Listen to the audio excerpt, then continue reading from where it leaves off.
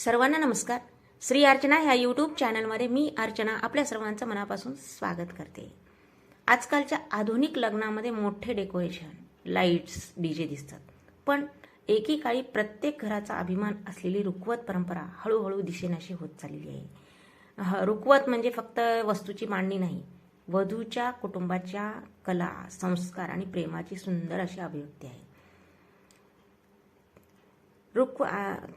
रुखवत ही परंपरा आहे, पण कमी होत चाललेली आहे. लुप्त झालेली नाही, पण कमी होत चाललेली आहे. चला तर मग आपण जाणून घेऊया. रुखवत म्हणजे काय? लग्नात वधूच्या घरी विविध हातांनी बनवलेल्या वस्तू, खाद्यपदार्थ, कलाकुसर, पारंपरिक वस्तू सजवून मांडल्या जातात.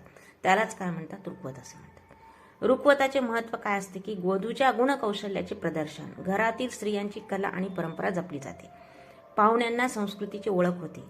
लग्नाला पारंपरिक आणि कौटुंबिक स्पर्श मिळतो. प्रेमाने केलेली मांडणी दिखाव्यापेक्षा भावनेला महत्त्व असतो.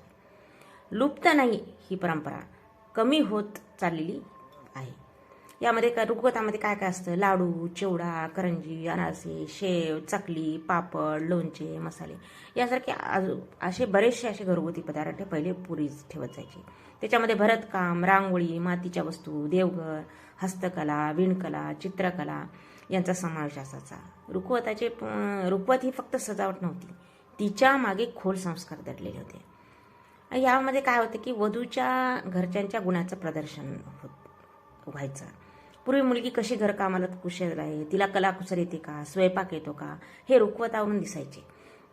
आई वडिलाचं प्रेम आणि जपणूक व्हायचं. आई स्वतःच्या हाताने अनेक पदार्थ बनवायची, त्यातून मुलीसाठी केलेली जपणूक दिसायची. घरातील स्त्रियांचा सहभाग सुद्धा असायचा. आत्या, मावशी, आजी सगळ्या म्हणून रुखवत तयार करायच्या, काकू. यामुळे कौटुंबिक एकोपा वाढायचा. रुखवत पाहून पाहुण्यांना घरातील संस्कार, परंपरा आणि सांस्कृतिक समृद्धी दिसायची. संस्कृतीचं म्हणजे दर्शन व्हायचं. कौशल्य, सर्जनशीलता त्यामध्ये दिसायची. प्रत्येक रुखवत वेगळा असायचं, त्यातून घराची ओळख निर्माण व्हायची.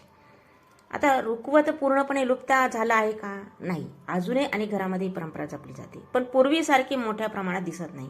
काही जण आता आधुनिक रुखवत ठेवतात, फोटो फ्रेम, थीम्स बेस्ड मांडणी, छोटे पारंपरिक कोपरा अशा स्वरूपात.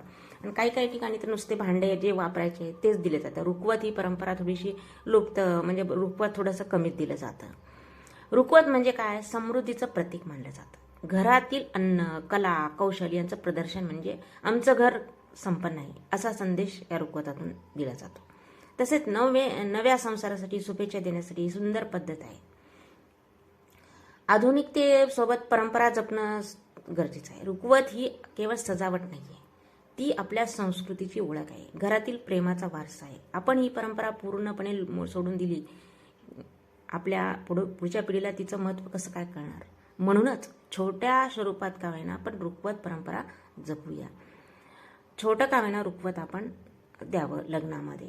पूर्वी लग्नातील रुखवतामध्ये बैलगाडी द्यायची, लाकडाची छोटीशी बैलगाडी मिळती, त्याच्यावर धान्य म्हणजे पोते ठेवायचे छोटे छोटे. त्याच्यामध्ये डोली ठेवायची, नवरीची डोली असं खेळणीतली अशा काही खूप अशा वस्तू ठेवायच्या. त्याच्यामध्ये आईचा निरोप केळीच्या पानावरती, सप्तपदी असे म्हणजे त्याच्यामध्ये अर्थ आहे. प्रत्येक ठेवण्यामध्ये प्रत्येक वस्तू रुखवत ठेवतात, त्याच्यामध्ये सुद्धा असा अर्थ आहे. ही फक्त सजावट नसून तिच्या मागे एक असा खोलपण अर्थ पण आहे. आता बैलगाडीत धान्य ठेवण्याचा अर्थ काय ते बघूयात. नव्या संसारात अन्नाची कधीही कमी पडू नये, घरात नेहमी समृद्धी आणि भरभराट राहू, शेती संस्कृतीची असलेले नाते दाखवणे, संसाराची गाडी भरभराटीने जाऊ असा शुभ संकेत असतो. आता साखरीचे सुद्धा वस्तू ठेवल्या जातो. त्या साखरेपासून महादेवाचं करायचं, साखरेची ताट करायचं, साखरेचं वाटी करायचं. आता ही तर परंपरा खूप लुप्त होत झालेली आहे.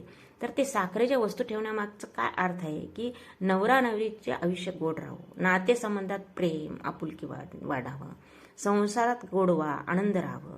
या रुखवतामागचं असं विशेष असं महत्त्व असतं. हे रुखवत सांगतं की संसार फक्त वस्तूंनी नाही, अन्न, गोडवा आणि प्रेम यावर उभा असतो. रुखवतामध्ये तुळस सुद्धा दिली जाते. का दिली जाते तुळस हे तर पवित्र हे आहे. तुळस म्हणजे समृद्धी सुद्धा मानलेली आहे. याच्यामुळे सुद्धा तुळस ह्याच्यामध्ये ठेवलं जातं रुखवतामध्ये. नव्या संसारात अन्नधान्याची कधी कमी पडू नये आणि त्या असा आशीर्वादच म्हणून बैलगाडीला धान्य दिलं जातं. साखरेचं म्हणजे काय, नवरा नवरीच्या आयुष्यात गोडवा, प्रेम आणि आपुलकी कायम राहावं ही प्रार्थना म्हणून दिलं जातं. रुखवतामधील ही छोटी छोटी मांडणी फक्त सजावट नसते, आईच्या मनातील काळजी, प्रेम, मुलीसाठी दिलेला शुभ आशीर्वाद असतो. धान्य म्हणजे काय, समृद्धी. साखर म्हणजे काय, गोडवा. बैलगाडी म्हणजे काय, संसाराची गाडी सुखाने पुढे चालत राहावे हाच संकेत असतो. आज काळ बदलला, लग्नाची पद्धत बदलली, मोठ्या रुखवताची जागा छोट्या प्रतिकात्मक मांडणीने घेतली, तरी ही परंपरा पूर्णपणे लुप्त झालेली नाही, पण हळूहळू कमी होत चाललेली. ही परंपरा जपली तरच पुढच्या पिढीला रुखवतामागचं खऱ्या अर्थाने संस्कार आणि भावना समजतील. कारण रुखवत म्हणजे वस्तूची मांडणी नाही, आईचा निरोप, संस्काराची शिदुरी आणि नव्या संसाराची सुंदर सुरुवात आहे. आता आपण पूर्वी काय, रुखवत किती दिलं हेच बघायचे सासरी गेल्यानंतर. जास्तीचं रुखवत दिलं की सासरकडील लोकांना फार म्हणजे कौतुक वाटायचं की हिच्याकडे खूप रुखवत आलं. म्हणजे रुखवताला एक मान होता पहिले. आणि प्रत्येक वराडी मंडळी, वधूकडील असो किंवा वराकडली असो, आलं की आपण जर हॉलमध्ये प्रवेश केला, लग्नाच्या हॉलमध्ये, प्रथम आपण आपलं लक्ष रुखवताकडे जायचं आणि रुखवत बघायचं. पण ही परंपरा आता थोडीशी लुप्त नाही आहे, पण थोडीशी कमी होत चाललेली आहे. ही जपावी. हा व्हिडिओ करण्याचा हाच हेतू आहे की परंपरा जपावी. कारण आपण संस्कार जपणं हे आपलं कर्तव्य आहे, म्हणून आपण ती जपावं. आईचा निरोप म्हणजे काय, संस्काराची शिदोरी आहे आणि नव्या संसाराची एक सुंदर अशी सुरुवात पण आहे. जय संस्कृती, जय परंपरा. रुखवत जपा, आपल्या मातीचा गोडवा जपा.